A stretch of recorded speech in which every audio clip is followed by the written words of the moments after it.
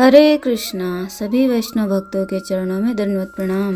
कार्तिक मास महात्म्य कथा अध्याय 9।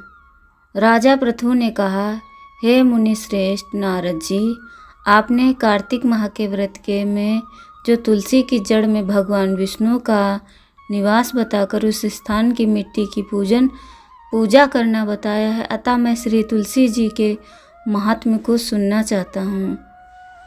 तुलसी जी कहाँ और किस प्रकार उत्पन्न हुई, यह बताने की कृपा करें। नारद जी बोले, राजन, अब आप तुलसी जी की महत्ता तथा उनके जन्म का प्राचीन इतिहास ध्यानपूर्वक सुनिए।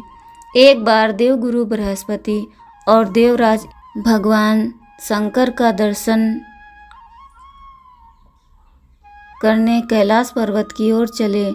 तब भगवान शंकर ने अपने भक्तों की परीक्षा लेने के लिए जटाधारी दिगंबर का रूप धारण कर उन दोनों के मार्ग में अवरोध उत्पन्न किया।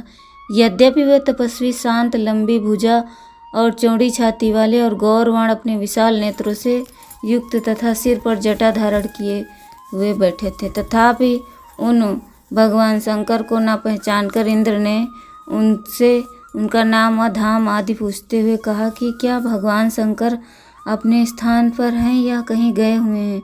इस पर तपस्वी रूप भगवान शिव कुछ नहीं बोले। इंद्र को अपने त्रिलोकीनाथ होने का गर्व था। उसी अहंकार के प्रभाव से वह चुप किस प्रकार रह सकता था। उसने क्रोधित होते हुए उस तपस्वी को धुड़क कर कहा, अरे, मैंने तुमसे कुछ पूछा है और तू उसका उत्तर भी नहीं देता। मैं अभी तुझे इस व्रज का प्रहार करता हूँ। देखता हूँ कि कौन तुझे दुर्मति की रक्षा करता है। इस प्रकार कहकर जैसे ही इंद्र ने उस जटाधारी दिगंबर को मारने के लिए हाथ में वज्र लिया, वैसे ही भगवान शिव ने वज्र सहित इंद्र का हाथ स्तंभित कर दिया और विकराल नेत्रों से उसे देखा। उस समय ऐसा प्रतीत हो रहा था कि वह दिगंबर प्रज्वलित हो उठा है और फिर वह अपने तेज से जला देगा। भुजा स्तंभित होने के कारण इंद्र दुखित होने के साथ साथ अत्यंत कुपित भी हो गया।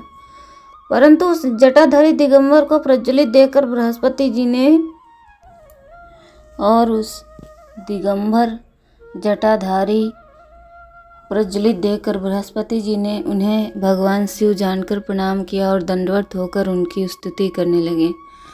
बृहस्पति भगवान शंकर से कहने लगे, हे दीनानाथ, हे महादेव, आप अपने क्रोध को शांत कर लीजिए और इंद्र के इस अपराध को क्षमा कीजिए। बृहस्पति के यह वचन सुनकर भगवान शंकर ने गंभीर वाणी में कहा, मैं अपने नेत्रों से निकले हुए क्रोध को किस प्रकार रोकूं।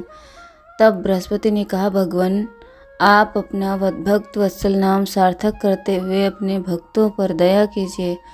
आप अपने इस तेज को अन्यत्र स्थापित कीजिए और इंद्र का उद्धार कीजिए। तब भगवान शंकर गुरु बृहस्पति से बोले, मैं तुम्हारी स्तुति से अत्यंत प्रसन्न हूँ। तुमने इंद्र को जीवन दान दिलवाया है। मुझे विश्वास है कि मेरे नेत्रों की अग्नि अभी इंद्र को पीड़ित नहीं करेगी। बृहस्पति से इस प्रकार कहकर भगवान शिव ने अपने मस्तक में से निकले हुए अग्निमय तेज को अपने हाथों में लिया और फिर उसे क्षीर सागर में डाल दिया। तत्पश्चात भगवान शंकर अंतर ध्यान हो गए। इस प्रकार जिसको जो जानने की कामना थी उसे जानकर इंद्र तथा बृहस्पति अपने अपने स्थान को चले गए। हरे कृष्णा।